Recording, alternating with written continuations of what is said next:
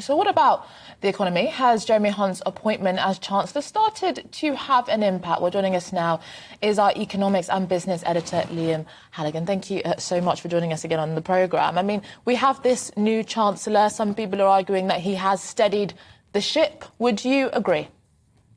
Not particularly. I mean, the main reason I think why the markets calmed down a little bit when Jeremy Hunt basically stood at the dispatch box and put Liz Truss in special measures he did announce a £32 billion set of tax increases as opposed to a £45 billion set of tax cuts, which was the mini budget.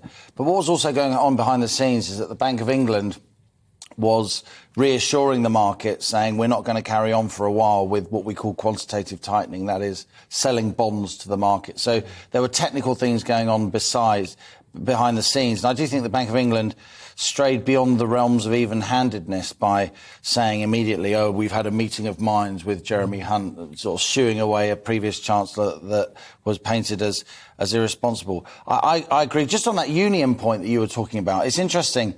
See, back in the mid and late 70s, when I was sort of a kid and becoming, watching the news and so on, trade union membership in the UK was over 50% of the workforce. Yeah. It's now about 25%.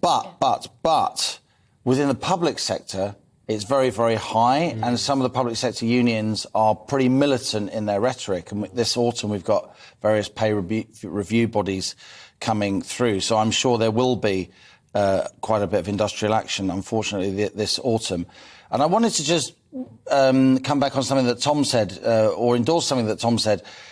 Look, politics is so often driven by the economy, but now the economy really is centre stage if you know where to look. Of course, we've had the high drama of the shortest ever serving Home Secretary in British history, 43 days. It's astonishing, and a very muscular letter sent to the Prime Minister. But that was basically a row about economics, because what the Prime Minister was trying to do was to push the Home Secretary into allowing a lot more people to come into the UK on visa schemes, so Downing Street could then convince the Office of Budget Responsibility that there will be more growth through more immigration. So again, that came down to economics. And why was Suella Braverman pushing back on the immigration? Not because she's racist, she is from an immigrant community, but because she knows from her immigrant experience, and I've talked to her about this, I've known her for a long time, that many people feel acutely the lack of housing, the lack of social services. Yeah. Immigrants are often, I know from my own family's experience, immigrants are often competing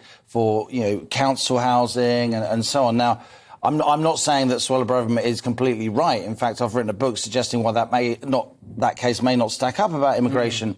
But it is, again, an economic imperative leading to a massive political falling out, a spectacular falling out between the Prime Minister and our Home Secretary. And, of course, it's jeopardised one of the big Brexit benefits of a trade deal with India. Diwali is on Monday, the 24th of this month. And that was the deadline by which we were supposed to get that Indian trade deal. Suella Braverman's comments on Indian visas seem to have kicked that into the long grass. Narendra Modi, the Prime Minister of India, no longer coming to the United Kingdom.